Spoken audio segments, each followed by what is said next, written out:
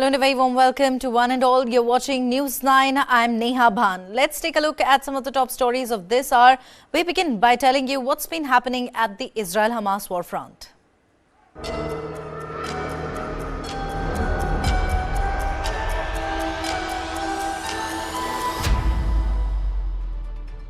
The following content may contain visuals that are disturbing, graphic, or sensitive in nature. Viewer discretion is advised. This material is intended for mature audiences and may not be suitable for all viewers. Please exercise caution while watching, and if you find such content distressing, we recommend discontinuing viewing. This disclaimer is provided to ensure awareness and to prioritize viewer well-being. Now, the war between Israel and Hamas has entered its 72nd day. Let's get you the latest update from the war front. CDS has taken responsibility for the deaths of 3 Israeli hostages. Israel did not have intelligence on hostages mistakenly killed. That is what the IDF has said. Israeli hostages killed in Gaza were holding a white flag. Now, that's quite a controversial statement there. The IDF has said that the Israeli hostages, 3 Israeli hostages who were killed in Gaza were holding a white flag. Benjamin Netanyahu, the Israeli Prime Minister, meanwhile, has vowed to continue war until victory. He has also hinted at negotiations for the release of more hostages. Meanwhile, thousands in Israel have called for immediate return of remaining hostages. An Israeli soldier has lost his life in an attack from southern Lebanon. That is what the IDF has said. An Israeli official has said that 3 hostages mistakenly killed by Israeli forces were holding a white flag. Now, the news prompted protests in Israel. Here's a full report. 3 Israeli hostages mistakenly killed by Israeli forces in Gaza had been holding up a white flag, a military official said on Saturday. Yotam Haim, Sama Al-Talalka and Alon Shamriz have been named as those killed in Shujaya, an eastern suburb of Gaza City. News of their deaths on Friday prompted a late-night protest outside Israel's defense headquarters in Tel Aviv. Among the protesters was Zohar Avigdori, a relative of another hostage. My reaction, first of all, was grief. These are families that I know personally and people that have been waiting so hopefully for their loved ones to return. And to me, it struck me in the heart, showing me that there's got to be a deal right now to bring them back. On Saturday, an Israeli official gave a phone briefing on an initial inquiry into the incident. He said the 3 hostages were not wearing shirts and had a stick with a white cloth on it, but that a soldier had felt threatened and declared that they were terrorists. The official said 2 of the hostages were killed immediately when Israeli forces then opened fire. The 3rd was wounded, the official said, and retreated into a nearby building where he called for help in Hebrew. According to the official, the battalion commander issued a ceasefire order, but there was another burst of fire and the 3rd hostage was killed. This was against our rules of engagement, the official added. Hamas militants rampaged through Israeli towns on October 7th, killing 1,200 people, according to Israel, and capturing 240 hostages. Close to 19,000 people have been killed in Israel's subsequent bombardment of Gaza, according to Gaza health authorities. More than 100 women, children, teens and foreigners held hostage were released in a deal struck in late November. Other hostages have been declared dead by Israeli authorities, but many remain captive. A funeral for one of the hostages, Sama Al-Talalka, took place on Saturday in Hura in southern Israel. Around 300 people turned up to bid farewell, including his cousin, who told Israel's public broadcaster Khan that they had so many hopes and expectations that Al-Talalka would come back to us. "We are not going to start pointing fingers," Allah Al-Talalka said. "It is not the time," adding, "This is the time to ask for the war to end." Israeli Prime Minister Benjamin Netanyahu said that Gaza will neither be Hamastan nor Fatahstan, emphasizing his opposition to the return of Western-backed Palestinian Authority rule under President Mahmoud Abbas. Netanyahu said Israel enjoys US support for its goals of destroying Hamas and rescue hostages held by Hamas. He, however, added the allies differ about what might follow the Gaza war. A senior Palestinian Authority official said that comments made by Israel's Prime Minister equating the Oslo Accords to what happened on the 7th of October confirms his war against all Palestinians. Listen in. אני מאוד מעריך את התמיכה האמריקנית, הן להשמדת החמאס והן להחזרת חטופינו. אחרי שיח אינטנסיבי עם הנשיא ביידן ואנשיו, קיבלנו גיבוי מלא, גם לכניסה הקרקעית וגם בבלימת הלחצים הבינלאומיים להפסקת המלחמה. כן, יש מחלוקות לגבי היום שאחרי חמאס, ואני מקווה שנגיע להסכמה גם כאן. אני רוצה להבהיר את עמדתי. אני לא אתן לישראל לחזור על טעות אוסלו. לא אתן שאחרי ההקרבה האדירה של אזרחינו ולוחמינו, נכניס לעזה מי שמחנך לטרור, תומך בטרור, מממן טרור. עזה לא תהיה לא חמאסטן ולא פתחסטן. Benjamin Netanyahu hinted at ongoing Qatar-mediated negotiations to rescue hostages held by Hamas in Gaza. This hint followed reports that Israel's lead negotiator had met with Qatar's prime minister. The development of new negotiations surfaced after Israel's military revealed that troops had accidentally killed 3 hostages who approached them with a white flag after having escaped their captors in Gaza on Friday. Netanyahu vowed to maintain intense military pressure on Hamas in Gaza. אנחנו במלחמה על קיומנו. במלחמה זו חייבים להמשיך עד לניצחון. על אף הלחצים הבינלאומיים וגם על אף המחיר הכבד מנשוא שהמלחמה גובה מאיתנו בנפול בנינו ובנותינו היקרים. הלחץ הצבאי לא היינו מצליחים לייצר מתווה שהביא לשחרור של 110 חטופים, ורק המשך הלחץ הצבאי יביא לשחרור כל חטופינו. ההנחיה שאני נותן לצוות המשא ומתן מבוססת על הלחץ הזה, ובלעדיו אין לנו כלום. אחרי חיסול החמאס, רצועת עזה תהיה מפורזת. היא תהיה בשליטה ביטחונית של ישראל, ולא יהיה בה שום גורם שיאיים עלינו, ושום גורם שיחנך את ילדיו להשמדתנו. יש טעות אחת שאנחנו יכולים לעשות, וזה לשדר לחמאס ולעולם את השיקולים שלנו, את הדיונים שלנו. זה דבר שהוא בלתי נתפס שזה קורה לכאורה, אני לא מתכוון להיות שותף לזה. אנחנו מנהלים את זה בצורה מאוד מושכלת, מאוד תקיפה. להפסיק את הלחימה, לסלק את כוחותינו, יש להם כל מיני דרישות. אז מה? אנחנו מבינים את זה. ברגע שאנחנו ניכנע לזה, חמאס ניצח. ואנחנו מחויבים גם לחסל אותו וגם להחזיר את חטופינו. אבל אנחנו לא נוותר, לא על היעד הזה ולא על היעד הזה. פועלים גם עם קטר וגם עם מצרים. יש לנו ביקורת קשה על קטר. אתה עוד, אני מניח, תשמע אותה. אבל כרגע אנחנו מנסים להשלים את המהלך של שחרור חטופינו. Families and supporters of hostages still captive in Gaza demanded that Israel present an offer to Hamas to return their loved ones unharmed. A freed Israeli hostage stated that she warned the Israeli cabinet that the fighting in Gaza would harm the hostages. The families of hostages gathered in Tel Aviv a day after 3 hostages were mistakenly killed by Israeli forces in Gaza. לפני 10 ימים הגעתי לפגישה עם חברי הקבינט, התחננתי בפני הקבינט, וכולנו הזהרנו שלחימה עלולה לגרום לפגיעה בחטופים. לצערי צדקתי. אני ניצלתי. אך אם המתווה לשחרור החטופים היה נדחה בשבוע, אולי לא הייתי פה. החטופים חווים שם תופת ונמצאים בסכנת חיים ממשית. כל יום, כל שעה, כל דקה היא קריטית. ישראל חייבת להניח מתווה פעימות נוסף ולרתום את העולם לקידומו. The Israeli army's casualties in Gaza are nearly double those, in fact, from the 2014 ground offensive. The escalation is attributed to the army's deep incursion into Gaza and Hamas's effective use of guerrilla tactics and an expanded weapons arsenal.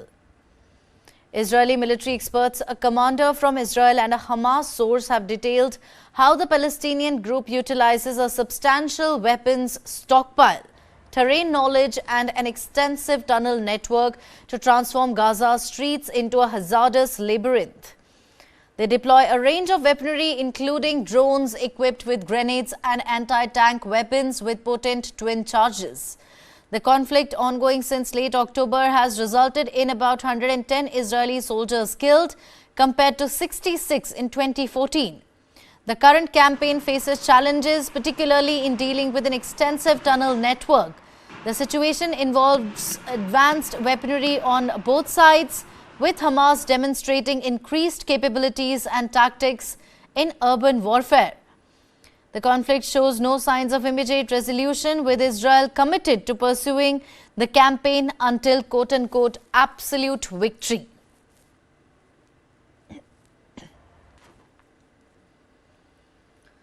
Plumes of dark smoke were seen rising over Gaza's skyline from southern Israel on Sunday as fighting continued in the Gaza Strip. Israeli Prime Minister Benjamin Netanyahu on Thursday appeared to confirm that new Qatar-mediated negotiations were underway to rescue hostages held by Hamas in Gaza after a source said Israel's lead negotiator met Qatar's Prime Minister.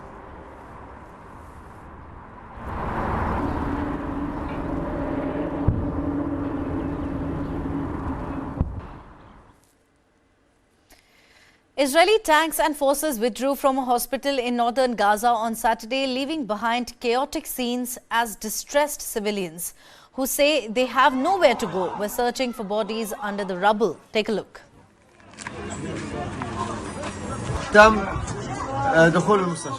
They entered the hospital.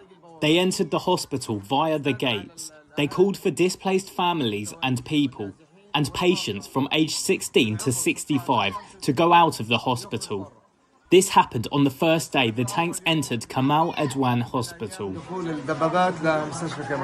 The day after, they started to search inside the hospital. Around 7 or 7:30, they raided the building and they took all the employees for investigation. Also, the injured people were being investigated. There were 6 bodies and a 60-year-old patient who died. They took these bodies. I don't know what they did with them. According to employees, they burnt the bodies. I am not sure, but this is what the employees said. But also, where are the bodies? They were here. We searched for them, but we didn't find them. Switching our focus away from Israel-Hamas, former United States President Donald Trump has once again reiterated upon his anti-immigrant stance. Trump, who is also being seen as a frontrunner for the 2024 presidential elections, said that undocumented immigrants were quote-unquote poisoning the blood of our country.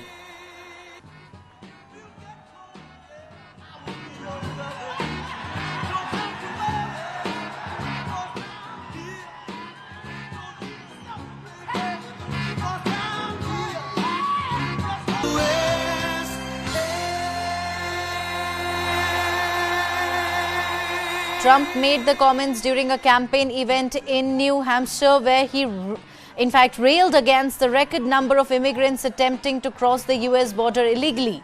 Now, this is not the first time that Trump has used this kind of harsh language against the immigrants.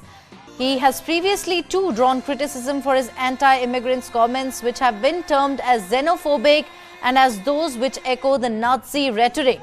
Trump has made immigration as a big issue for his 2024 election run and has promised to crack down on illegal immigration and also to restrict legal immigration into the US.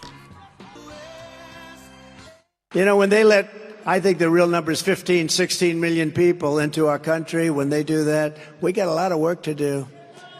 They're poisoning the blood of our country. That's what they've done. They poison mental institutions and prisons all over the world, not just in South America, not just the 3 or 4 countries that we think about, but all over the world. They're coming into our country from Africa, from Asia, all over the world. They're pouring into our country. Nobody's even looking at them. They just come in. We now slip it a short break. We'll be right back with lots more on the other side. Don't go anywhere. Currently, the industry is facing a lot of challenges as far as demand is concerned. Basically, the US markets has slowed down because of high inflation. So obviously, diamonds being a dream product, something which doesn't have a utility value or is seen as a luxury. So that obviously goes off your shopping list. That's the first item that will go off your shopping list, especially in recessionary trends. That lab-grown diamonds are not mined, and they do away with the entire mining. So they save up on all the environmental damage that is associated with mining, and of course, the mining cost, which is why they're even more affordable. People that is impacted by all these recessions are the artisans, are the people who work in this industry, right? But I think lab-grown diamond has allowed them to actually use their skills in the same product. This and more streaming on world's first news OTT, News 9+. Download now.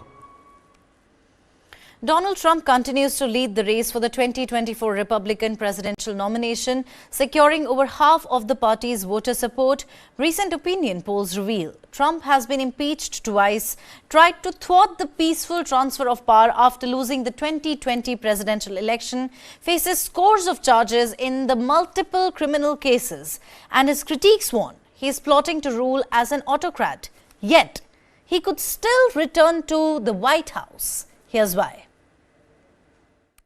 The election of 24 is the single most important election in the history of our country. Former U.S. President Donald Trump has been impeached twice, tried to thwart the peaceful transition of power after losing in 2020. We will never concede. And faces scores of charges in multiple criminal cases. I am being indicted for you. But with less than a year to go until the U.S. election, make America great again. Trump currently stands a better chance at returning to the White House than at any point since he left office. Incredible people. Thank you. He leads his rivals for the Republican presidential nomination by nearly 50 points in national opinion polls. Here's 4 reasons why he could win the November 2024 election against Democratic incumbent Joe Biden. The White House argues the economy is in good shape. Unemployment is down to a near historic low of 3.9%, compared to 6.3% when Trump left office. Inflation is cooling. But with wages not keeping up to the cost of essential goods and services, many voters don't believe it. And opinion polls show voters by a large margin see Republicans as better stewards of the economy. Trump also speaks to the worries, real or not, that many white Americans have in a country that's becoming more diverse and culturally progressive. There's a sense that some of the key benchmarks of American life, owning a home, a decent wage, and a college education, are becoming further from reach. Polls show voters are worried about crime and nervous about the flow of migrants crossing the U.S.-Mexico border illegally. Trump is adept at harnessing those fears. Democrats and critics in Trump's own party argue he's unfit for office. But at least half of Republicans surveyed by Reuters Ipsos earlier this year said they would have no problem voting for Trump even if he were convicted of a crime. The former president can also point to his time in office and argue the machinery of government largely functioned, if at times chaotically. Despite heavy government investment in infrastructure, clean energy, and chip manufacturing, the White House has not been able to persuade much of the public that Biden's job creation policies have made a difference to their lives. There are also 2 foreign wars dividing Americans. Trump's America First message could resonate with voters wary of more involvement in Ukraine or Israel. I could be dictator again. But Trump does remain deeply unpopular in many parts of the country. And his fiery rhetoric could turn off moderate Republicans or independent voters. If he becomes the nominee, it could also provoke a high turnout for Democrats against him. Kuwait's Emir Sheikh Nawaf Al-Ahmad Al-Sabah died on Saturday, aged 86. This just over 3 years after assuming power in the oil-rich Middle Eastern nation. Kuwait's crown prince and his half-brother, Sheikh Mishal Al-Ahmad Al-Jabbar Al-Sabah, has been subsequently named the new Emir. Take a look. Kuwait's Emir Sheikh Nawaf Al-Ahmad Al-Sabah died on Saturday, aged 86, according to the royal court, just over 3 years after assuming power in the US-allied Gulf oil producer. The cause of his death was not immediately disclosed. The Emir was admitted to hospital late last month due to what the state news agency described at the time as an emergency health problem, but said that he was in a stable condition. Crown Prince Sheikh Mishal Al-Ahmad Al-Sabah, who has been Kuwait's de facto ruler since 2021, when the frail Emir handed over most of his duties, was named as Sheikh Nawaf's successor. Nawaf became Emir in September 2020, following the death of his brother, Sheikh Sabah, who had ruled for more than a decade and shaped the state's foreign policy for over 50 years. Sheikh Nawaf was seen by diplomats as a consensus builder, even though his reign was marked by an intense standoff between the government and elected parliament, which had hindered key structural reforms in the oil-rich Gulf state. In recent months, consensus returned between the government and the parliament. Under Kuwait's constitution, the crown prince automatically becomes emir, but assumes power only after taking an oath in parliament. The new emir has up to a year to name an heir. The funeral of Kuwait's late Emir Sheikh Nawaf Al-Ahmad Al-Sabah took place on Sunday. Attendees prayed beside his coffin at the Bilal bin Rabah Mosque in Al-Siddiq, followed by the burial, which took place at the Sulai Bikat Cemetery. A 40-day official mourning period and a 3-day closure of all the government departments has been announced following the death of the Emir.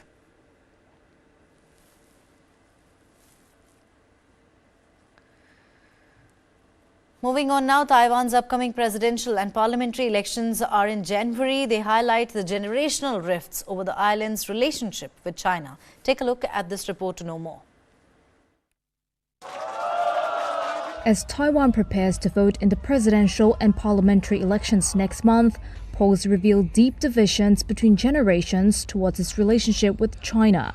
At this government-run veterans' care home in northern Taiwan, this former soldier's chest tattoo of the island's flag carries the complexities of those ties. Wang Zhiquan, who is 93, joined the Chinese army when he was only 13 and holds tragic memories of war. I still dare not watch the news when I watch TV. War is cruel and cold. When I started serving as a soldier, people were forced to enlist during the civil war between the Kuomintang and the Communist Party.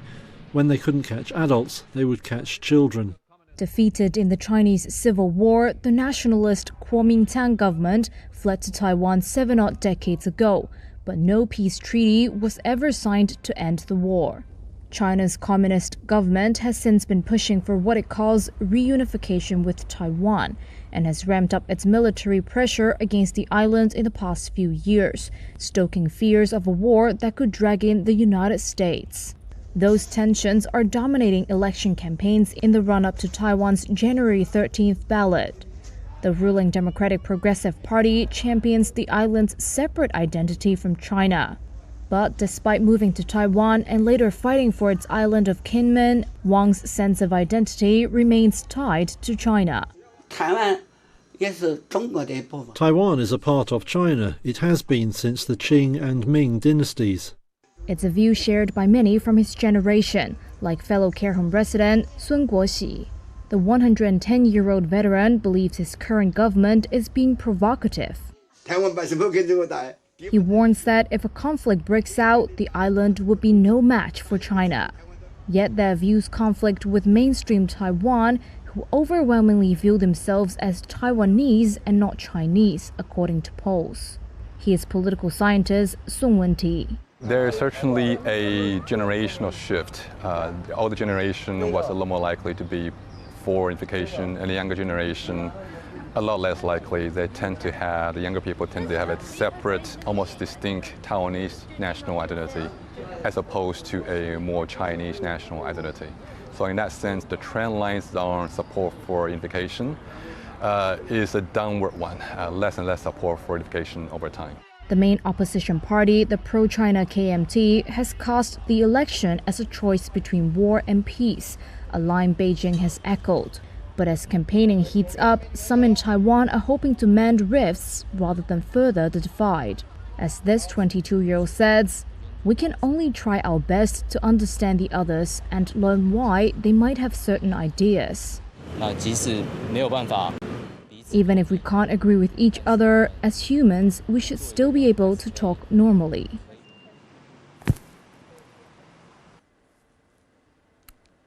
Serbians began casting their votes on Sunday in a snap parliamentary election seen as an effort by President Alexander Vučić and his populist Serbian Progressive Party to secure another 4-year term after 2 mass shootings earlier this year rattled their popularity.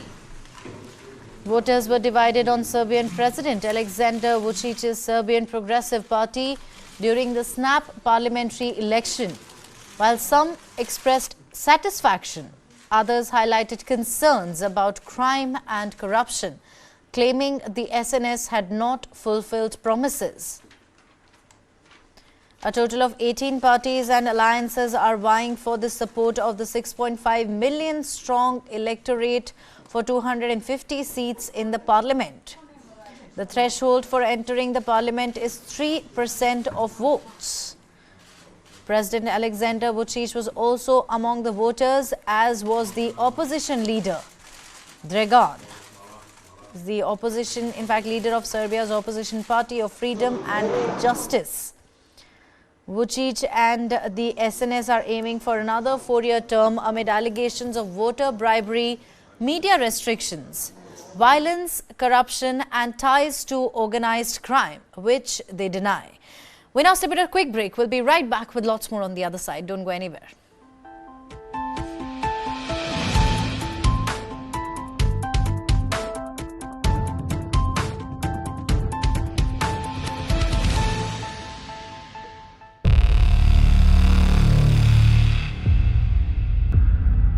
वर्ष 2070 तक Bharat net zero का लक्ष्य हासिल करेगा. There is certainly a wall of capital coming into the clean tech, climate tech space, not just in India but across the world.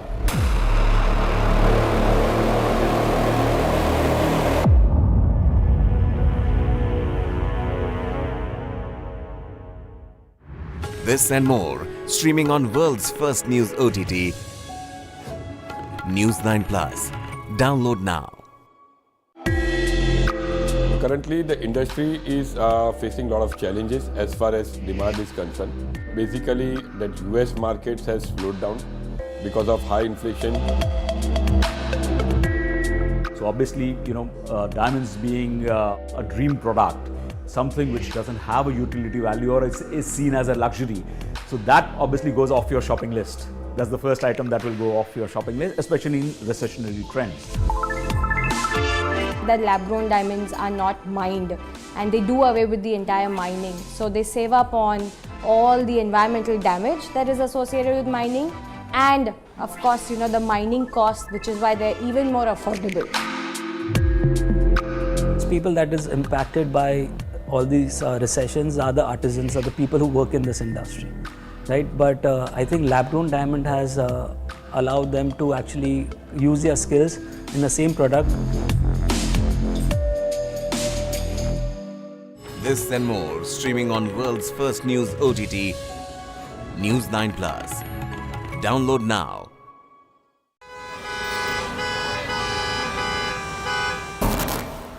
Bangalore traffic is an example of something that has gone wrong with our system. We have more than 50 flyovers in Bangalore city. If flyover is a solution to traffic problem, Bangalore should not have traffic problem. According to TomTom Traffic Index 2022, Bangalore is ranked as the second worst city in the world when it comes to traffic.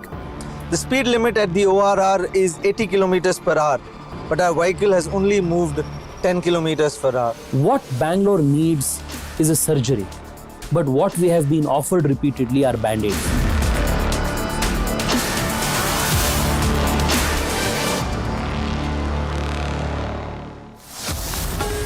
Only on the world's first news OTT. News 9 Plus, ahead of the curve.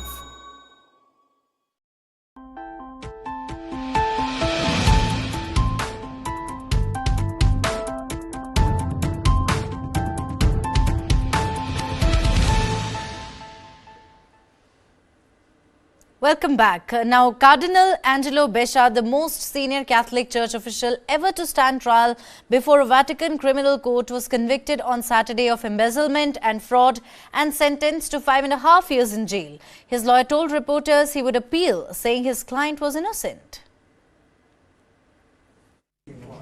Cardinal Angelo Beccia, the most senior Catholic Church official ever to stand trial before a Vatican criminal court, was convicted on Saturday of embezzlement and sentenced to 5.5 years in jail.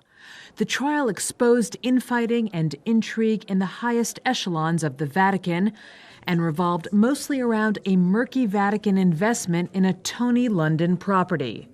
The court said Beccia had been irresponsible and, quote, highly speculative to invest more than $200 million in a fund connected to the building about 10 years ago. The Vatican sold the building last year, taking an estimated loss of about 140 million euros or $150 million. Beccia's lawyer said he would appeal the decision. Yes, a conviction came. We will read the grounds. We believe that the trial has proven the Cardinal's absolute innocence, an innocence in which we believe, and I repeat, that we believe has been proven in the course of the hearing. 9 other officials also faced charges in a case that stretched over 2.5 years with 86 courtroom hearings. Only one was acquitted of all counts. Beccia, who was stripped of his title by Pope Francis in 2020, was also accused of funneling money and contracts to companies or charities controlled by his brothers on their native island of Sardinia. Another accusation involved his hiring of a woman who described herself as a security analyst, also from Sardinia, as part of a secret project to help win freedom for a nun who had been kidnapped in Mali. Beccia and the woman were both found guilty of aggravated fraud related to the transfer of money. Beccia, who lives in the Vatican, was expected to remain free for now.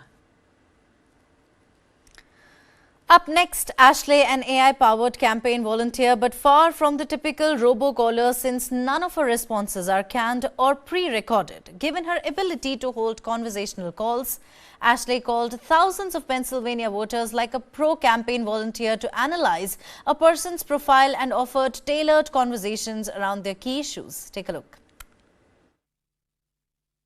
Are you familiar with Shemaine Daniels and her campaign for Congress? This political campaign call is from Ashley, a new artificial intelligence volunteer. Hey there. I hope you're doing well. She's part of a new era of political campaigning being ushered in by generative AI. But some warn tools like Ashley could make disinformation in American politics worse. As a mom, I think a lot about the future. Democrat Shemaine Daniels is running for Congress in Pennsylvania. Last year, Daniels lost to Trump-aligned Republican Scott Perry. This time around, she's looking for help from Ashley, who can speak 20 languages, to reach more voters. When I was initially approached about thinking about this, my first thought was one of the things that we are very poor at is reaching diverse populations. The goal for me in using this tool is to expand those who can participate in the campaigning process. Ashley's creator is a startup called Civox. It says she's the first political phone banker powered by generative AI, and that this tech is going to scale fast. CEO Ilya Muzikansky says his firm plans mainly to work with Democrats. Each call is unique. Before a number is called, there is a set of data that the campaign already knows about the person they're calling. Sometimes that can be as basic as a first name and last name, or sometimes it can be a lot more detailed than that.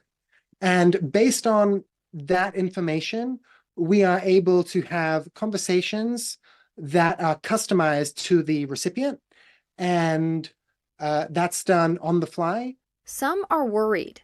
In May, OpenAI CEO Sam Altman testified in Congress that he was nervous about generative AI's ability to compromise election integrity through one-on-one interactive disinformation. Others say this tech could worsen disinformation in the polarized landscape of American politics that's already battling deepfakes, realistic but fabricated videos and images created using AI algorithms.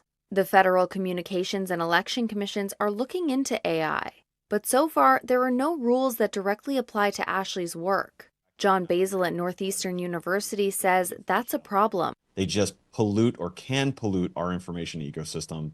And it's not just that we don't have the tools to fight that. People aren't quite prepared. Like, we see this all the time when people go to use ChatGPT for something and then are surprised when it hallucinates or makes up some thing that's not quite true.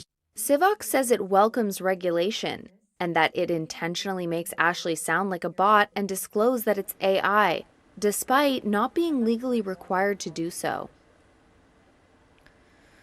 OpenAI CEO Sam Altman has doubled down on his vision for cryptocurrency project Worldcoin following reports the company was seeking $50 million in funding. Take a look. Raise your right hand. Since being fired, then rehired as head of OpenAI, Sam Altman has doubled down on his vision for another one of his ventures, Worldcoin cryptocurrency. Worldcoin, launched in July, is a cutting-edge, if somewhat controversial financial network that offers digital currency, sometimes for free, to those willing to scan their irises into a spherical device. So far, more than 2.6 million people worldwide have logged their identity into the orb, despite fears it could create a potential privacy nightmare, according to one U.S. research center focusing on privacy issues. Altman, one of Worldcoin's founders, argues that tracking a person's biometrics is essential amid the increasing use of artificial intelligence, something he also champions at OpenAI, where his ChatGPT is leading the AI charge. Speaking as part of a virtual Q&A Thursday, Altman defended Worldcoin's eye scans as a way to rule out bots, saying, quote, "In a world with a lot of AI, knowing who is human matters more and more." The online event came a week after crypto news outlet The Block reported that the company behind Worldcoin, Tools for Humanity, was seeking to raise $50 million from investors. A spokesperson for Worldcoin did not immediately respond to a request for comment. Scientists in Switzerland are studying if humans can control an additional robotic arm without affecting other tasks. The research aims to understand the nervous system and potentially aid applications like assistive devices for people with disabilities. Take a look at this report. Scientists in Switzerland are testing whether humans can control an extra robotic arm without impacting our ability to do other things at the same time. Silvestro Macera is a professor and neuroengineer at the Swiss Federal Institute of Technology. The research was published in the peer-reviewed journal Science Robotics. The main motivation is to understand the nervous system. Because if you challenge the brain to do something which is completely new, you will understand whether the brain is able to do that and how you can facilitate this learning. And then you can transfer this also to other applications, in particular, for example, for assistive devices with people with disability, rehabilitation after stroke, and these kind of things. The researchers devised a system where someone wearing virtual reality goggles sees 3 arms, with the extra limb looking a little different to limit natural association.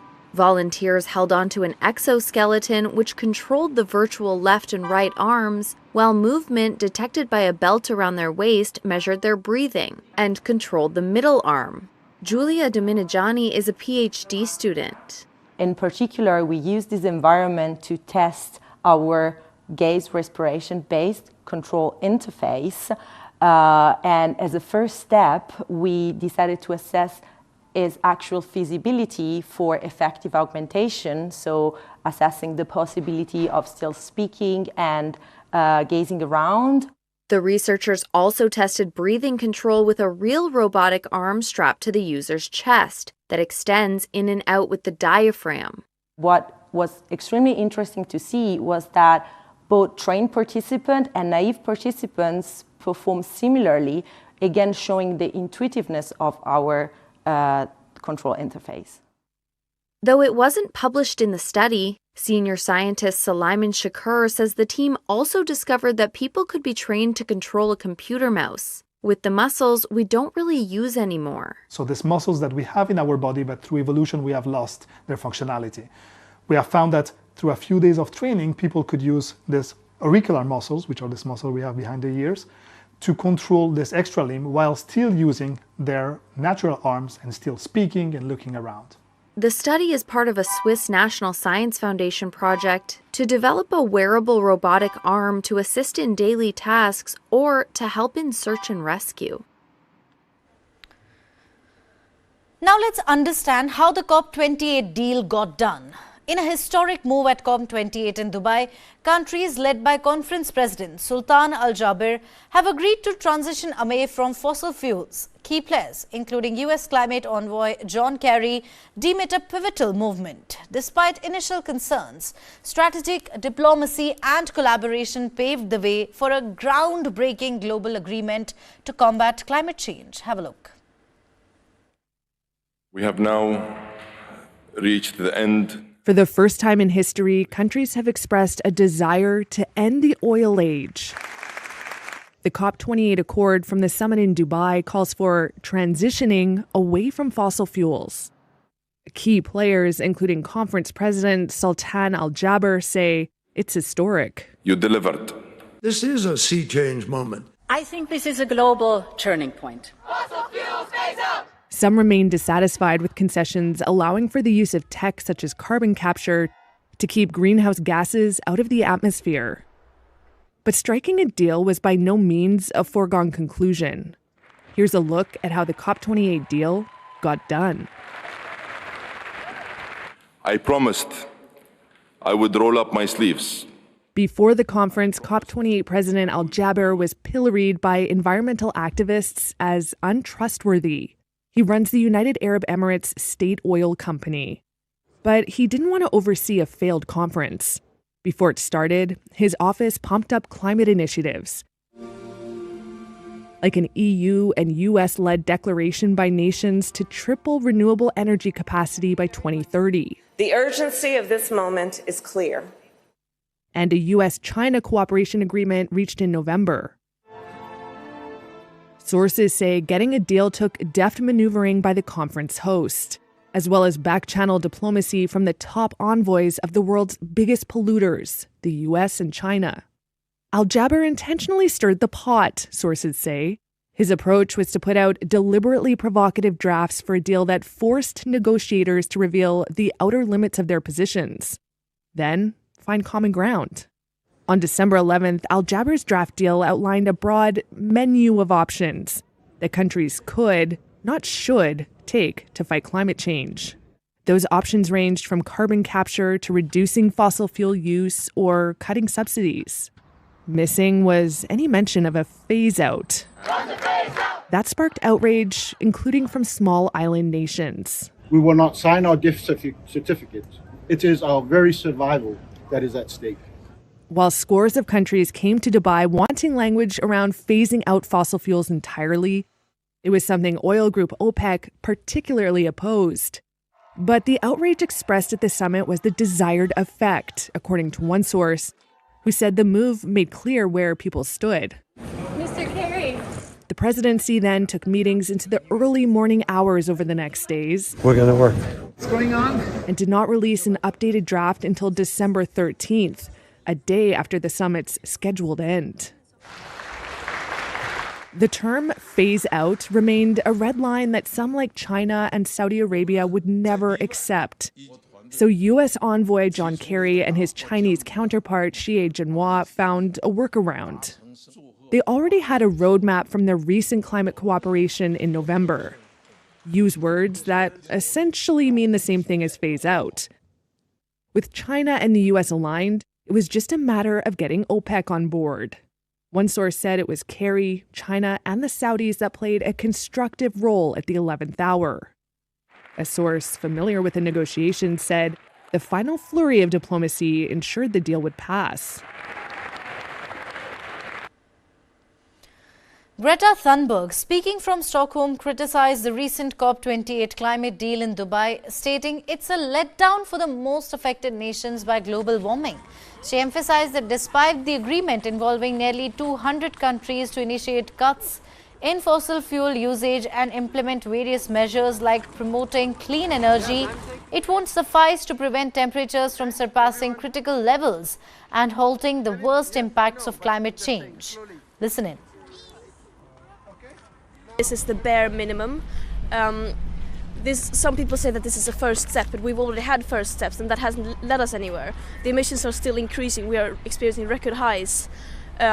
This text is toothless and it is nowhere even close to being sufficient to keep us within the 1.5 degree limit. It is a stab in the back for those most vulnerable, and it was undemocratic. It was signed when many island states were not in the room, and that is completely unacceptable, and we cannot talk about climate justice without having the most affected in the room. I think this COP has once again proven that the COP processes are not working in our favor. They are not designed to solve the climate crisis. They are more working as an alibi for world leaders to say that, oh, we signed this, and they're not actually doing anything. If the COPs would have led to anything, we would have seen results by now. There have been 28 COPs, and that has not led us anywhere, but moving still in the wrong direction. As long as we don't treat the climate crisis as a crisis, and as long as we keep lobby interests influencing these texts and these processes, we are not going to get anywhere. We need to address the root causes. Bosnian towns have topped the world air pollution charts for at least a few days in December. The country remains one of the most polluted in Europe. The capital city has declared an air quality warning, with experts blaming residential solid fuel burning and transportation for the pollution. Bosnian towns have topped the world air pollution charts for at least a few days in December. The country remains one of the most polluted in Europe.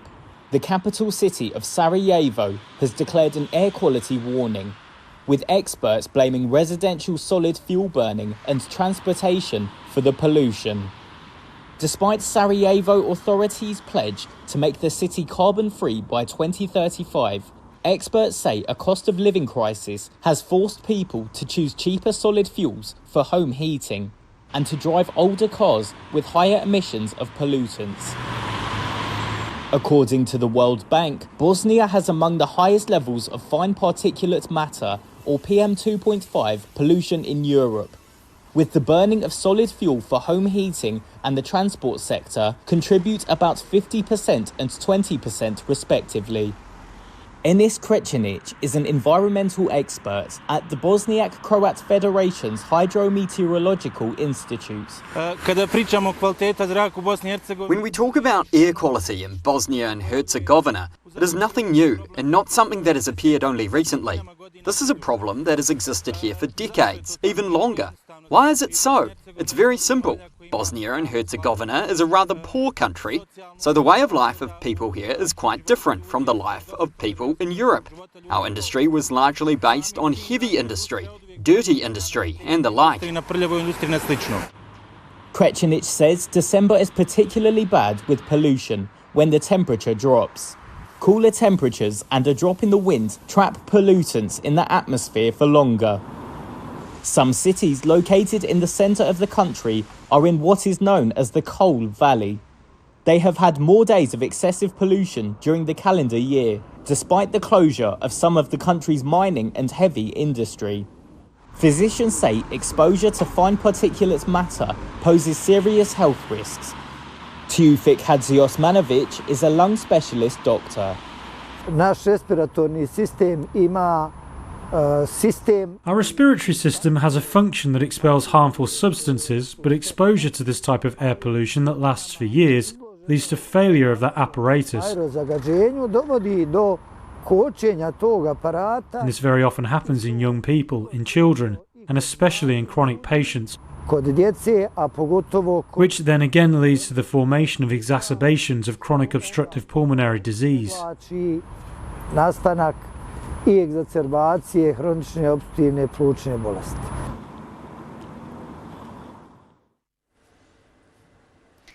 Well, with that, it's a wrap on this edition of the Bulletin. But we leave you with a Newsline Plus documentary on the Maratha community's agitation to be included in the OBC category and how this agitation could change the political discourse in Maharashtra, the most industrialized state in India. Take a look.